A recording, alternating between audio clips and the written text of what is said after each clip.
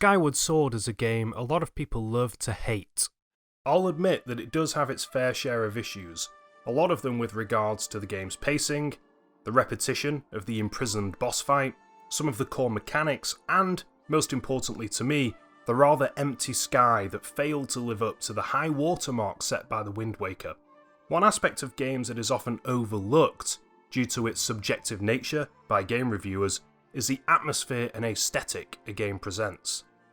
The Zelda series has always handled this aspect of its games well, particularly with the spooky Majora's Mask. Just behind Majora's Mask though, I propose certain sections of Skyward Sword have some of the most immersive, beautiful, and thickly atmospheric dungeons in the entire series, and in this video I want to explore the inspiration for and hidden meaning behind some of the imagery in the game. Before I begin, it's long been chronicled that Skyward Sword's sweeping visual direction is inspired by Impressionism and the works of Paul Cézanne, but a less discussed aspect of Skyward Sword's art direction is its homage to the art, architecture and history of countries often underrepresented in video gaming. Zelda games traditionally blend Japanese and European folklore together, but Skyward Sword took a step in another direction and allowed South Asia, Southeast Asia and China to inform some of its world design. Visuals pulled straight from as diverse places as India, Sri Lanka, Tibet, Thailand, Indonesia, Cambodia and more can all be seen, if you look closely enough, scattered throughout Skyward Sword. It's time to explore the cultural representation of these places in a little more detail, starting with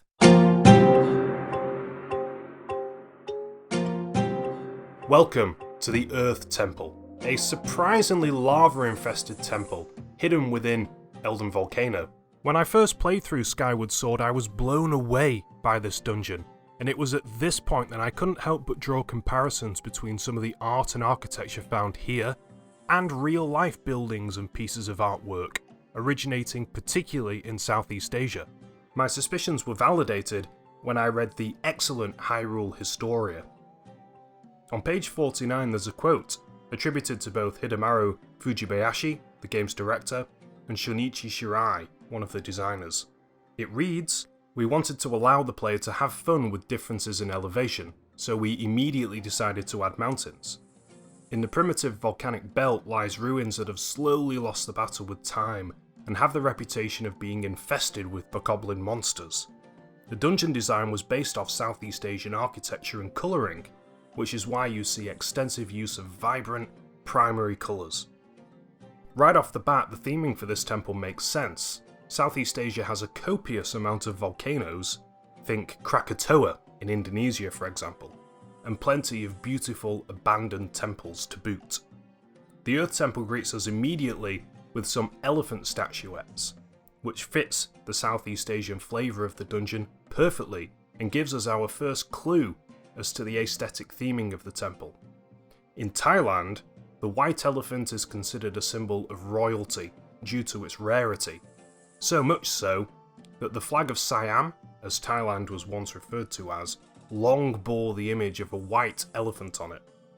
So interlinked were the ideas of royalty and white elephants in Thailand that the more white elephants are monarch-owned, the more power they were perceived to have. With all of this in mind, the presence of these white elephants greeting Link at the entrance of this temple gives us a clue to the former, perhaps regal, powerful people who built this temple. In my opinion, the most striking statues to be found here are a little further in, the ones half submerged in lava and the ones adorning the walls in some sections of the temple. One of the unique gimmicks of this particular dungeon is riding the eyeball of a befallen statue to safely traverse a lake of lava.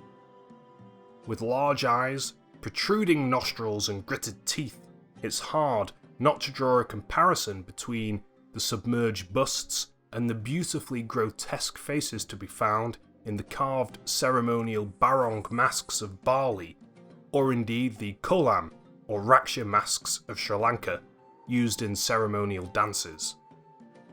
In reality, intricately designed and vibrantly painted masks have formed an important part of folk dancing throughout many parts of Asia for centuries, but the rotund eyeballs remind me of Bali in particular, where wide-eyed masks are associated with demons.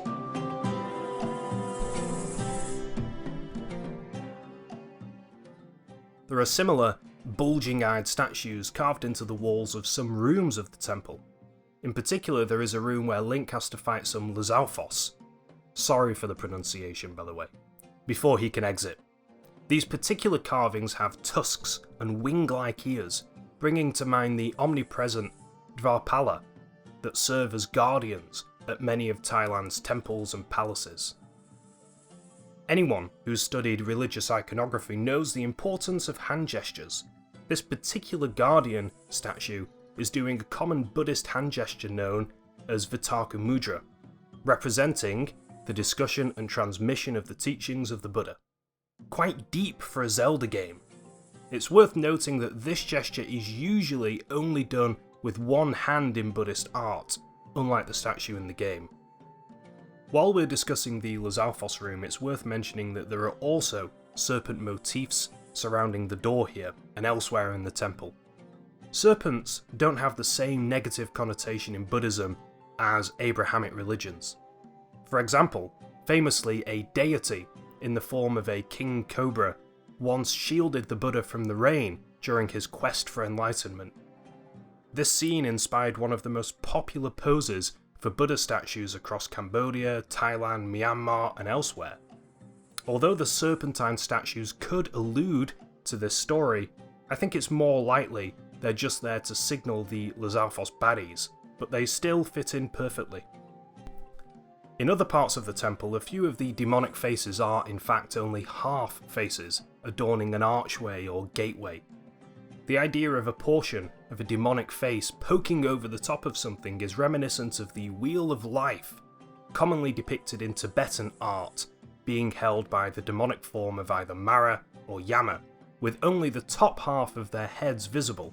This particular style of fashioning a passageway in the shape of a mouth is also used in modern architecture in newer temple complexes, in places like Dambulla Cave Temple in Sri Lanka.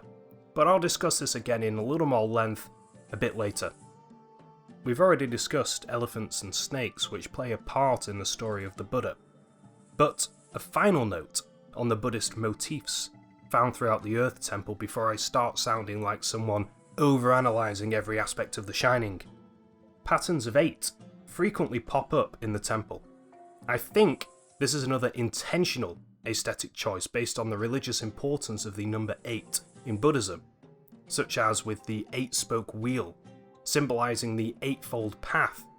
Let's move on to one final aspect of the Earth Temple that further exemplifies its diverse Southeast Asian styling by quickly discussing some of the Chinese-inspired things found within the temple.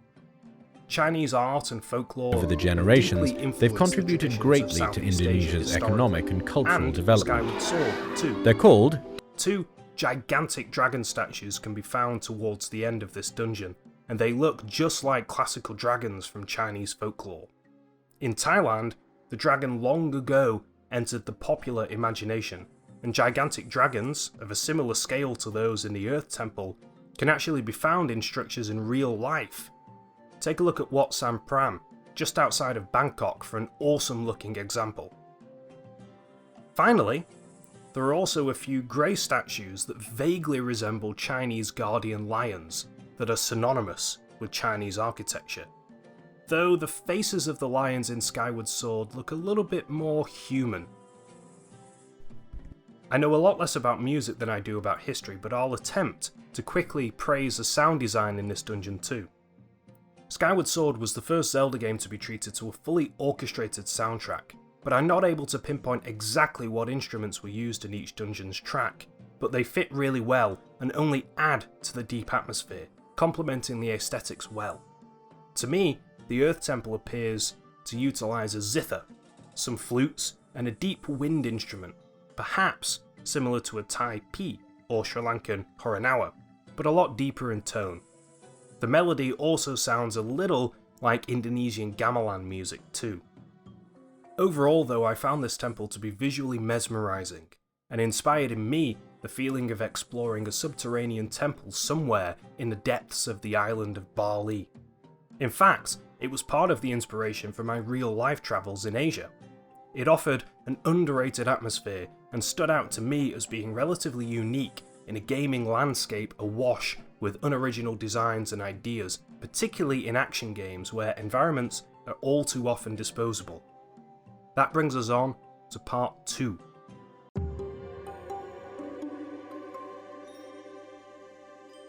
The ancient cistern is, by all accounts, a Buddhist temple. In English, this dungeon is the ancient cistern, which is a purely secular description of the place. But the Japanese name, Inishie no Daisakutsu, has a much more religious connotation. Sekutsu means cavern, grotto, or rock cave, but it's usually used to refer to cave temples, such as the Longmen Grottos, an example found in China. Visually, the smiling statue in the middle of the room shares a lot of similarities with statues of the Buddha. In early concept art, it seems the central figure was going to look slightly different, more akin to the gigantic Buddhist and Hindu faces that adorn the Angkor Temple complex in Cambodia, used in the Tomb Raider movies, another video game link. The centrepiece of the ancient cistern isn't just a temple with a Buddha head on it. An entire lower body can be found initially submerged in water, seated in a pose with legs down and hands resting on knees, a much less common pose than the seated, cross-legged lotus position, but found in temples and statues nonetheless. The key that Link must collect to pass through this area also bears a striking resemblance to a small Buddha statue, or a Buddhist monk.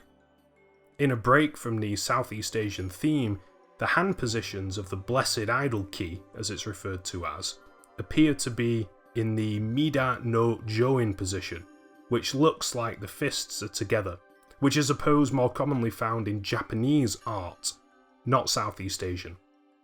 The cistern also has a second key, later on in the shape of a lotus flower, and lotuses, along with lily pads, can be found in the waters here.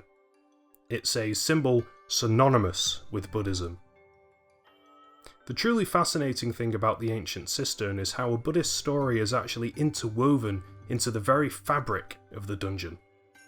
There is a subterranean section that's totally different in tone to the upper portion of the dungeon. The smiling golden Buddha is replaced with a purple, fiery hellscape crawling with cursed bokoblins.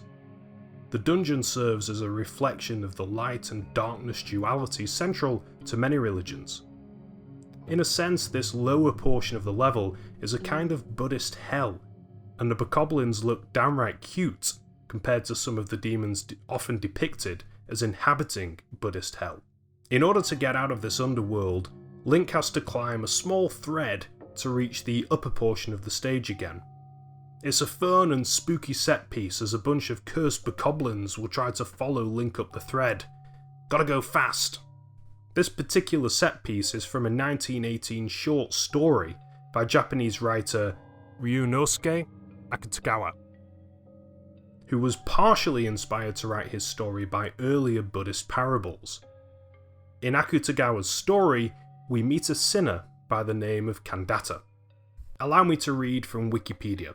Buddha is meandering around paradise one morning when he stops at a lotus-filled pond. Between the lilies he can see through the crystal clear waters the depths of hell. His eyes come to rest on one sinner in particular by the name of Kandata. Kandata was a cold-hearted criminal, but had one good deed to his name. While walking through the forest one day, he decided not to kill a spider he was about to crush with his foot. Moved by this single act of compassion, the Buddha takes the silvery thread of a spider in paradise and lowers it down into hell. Down in hell, the myriad of sinners are struggling in the pool of blood in total darkness, save for the light glinting off the mountain of spikes. Kandata, looking up by chance at the sky above the pool of blood, sees the spider's thread descending towards him and grabs hold with the might of a seasoned criminal. The climb from hell to paradise is not a short one, however, and Kandata quickly tires. Dangling from the middle of the rope, he glances downwards and sees how far he's come. Realising that he may actually escape from hell, he's overcome by joy and laughs giddily. His elation is short-lived, however, as he realises that others have started climbing the thread behind him, stretching down into the murky depths below. Fearing that the thread will break from the weight of the others, he shouts that the spider's thread is his and his alone. It is at this moment that the thread breaks, and he and all the other sinners are cast back down into the pool of blood. I'm sure now you can see the similarities between this short story and the ancient cistern. We come to the sinister realisation that that murky water in the ancient cistern's subterranean level might well be blood. But hey, this top level is paradise and Link escapes the fate of Kandata at the very least. Bonus factoid, the ancient cistern is crawling with sculptures. Is this another little reference to this particular story? If so, it's a really nice detail. The underworld here is filled with more passageways that resemble demonic mouths. These ones are less colourful than their Earth Temple counterparts, and one in particular reminds me of the famous Elephant Cave in Bali. Incorporating mouths as passageways in temples is an occasional practice in Buddhism, Hinduism, and Taoism. As we return to the light of the upper chamber, or paradise, we notice that the temple is adorned with fish, something that isn't too frequent in Southeast Asian Buddhist temples, though examples can be found. In Chinese architecture though, fish gargoyles can be found on rooftops, their purpose being to provide a visually stimulating water drainage feature, similar to the fish in the ancient cistern. In short, they're gargoyles. Finally, the dungeon ends with one of the game's most iconic bosses, Coloctus, the Ancient Ultimatum. His 6 arms and highly decorative attire bring to mind the Asura, demigods or titans in Buddhist mythology that derive from Hinduism, a religion that stories are populated with multi-limbed demons, gods, and other figures. Online sources have cited that game files for the game refer to Coloctus as Asura, though I've not seen hard evidence of this yet. The sound design here is fitting as well, with a gentle xylophone sound accompanied with the faint sound of bells, forming the central melody. Bells play an important part in Buddhist temples. The ringing of bells in many temples is meant to symbolise the warding off of evil spirits. The subterranean music is just a slowed down, incredibly unsettling version of the upper ground music. Now, what exactly are the lore implications of a temple like this existing in the Zelda universe? The Ancient Cistern is, in my mind, one of the most ambitious dungeons in Zelda's history. Sneaking in a Buddhist parable into the dungeon in a way that doesn't intrude on the gameplay was a great touch, and the union of beautiful Buddhist imagery, peaceful music, and a surprisingly sinister subterranean level makes this one of the most lovingly crafted, ambiently peaceful, and memorable Zelda dungeons of all time for me. And that brings me to part 3.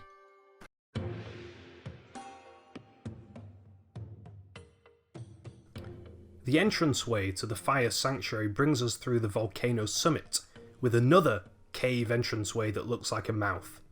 Bet you're sick of hearing that by now.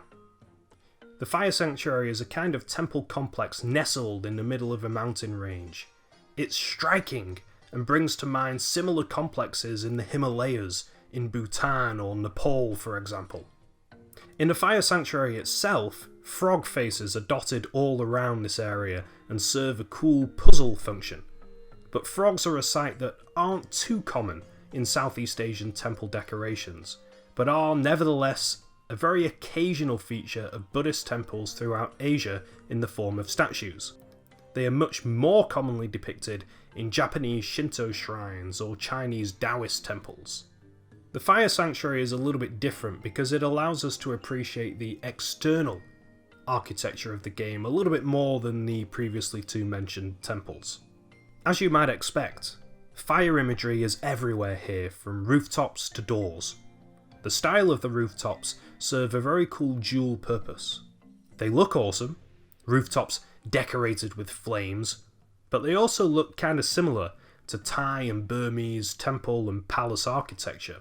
This flame-like curved design, which is incredibly common on palace roofs, is a common architectural trope, and these spined decorations are, in real life, not flames, but fins of the mythological Naga snake creatures, feathers from the mythological beast Garuda, or simple patterns called Crannock patterns based on lotus or jasmine flowers. The palaces and temples have the same sort of fiery ascent to the heavens that the Fire Sanctuary has, or at least that's how they look to me sometimes.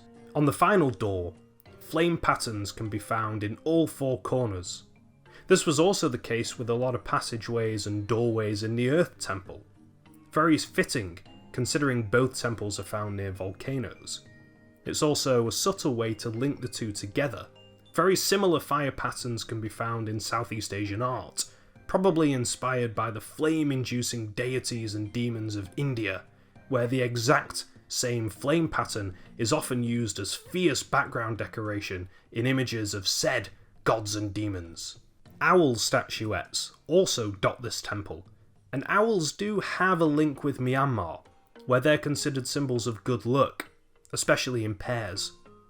Small owl statues can commonly be found as souvenirs in Myanmar, and I also found an example of a larger owl decorating a Burmese temple.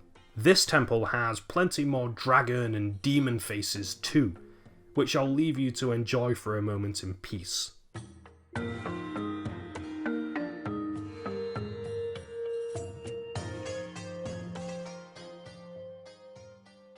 In the Fire Sanctuary though, other cultural influences are also obvious and blend together with those of Southeast Asia. For example, the lattice design of some of the walls and the curved archways are Moorish in origin, bringing to mind the magnificent Alhambra in Granada in Spain. Similarly, the owls might well have a Mediterranean flavour, being found in ancient Egyptian carvings or in the form of Greek figurines. It could be argued that the Fire Sanctuary walks much the same line as the previous two dungeons mentioned, and reuses a lot of ideas and visuals, but I see the Fire Sanctuary as the conclusion of a three-part exploration of Southeast Asian tinged dungeons, with each exploring a different aspect of that region's visual stylings. In the Fire Sanctuary, a part of the magnificence of Southeast Asian palace architecture was used to give the dungeon a sense of grandeur and regality. And well, that about wraps up my deep dive exploring some of the real-world things that might well have inspired some of Skyward Sword's team when forging some of the game's most memorable dungeons. I hope I was able to help some people see the depth and breadth of love and care that goes into most temples in the game, and believe me, there's so many more worldly influences thrown into every Zelda game, it'd take a series of videos to discuss them all. I just wanted a chance to defend Skyward Sword by discussing something that made me really attached to the game, and also inspired me to go exploring Asia myself. If you had fun on this journey, please give me a like and subscribe for more gaming content in the future. If you've gained a new appreciation for Skyward Sword, then that makes me extremely happy. For a long list of sources that made this video possible, along with more detailed video and image credits, see the video description. Thanks guys, and see you next time.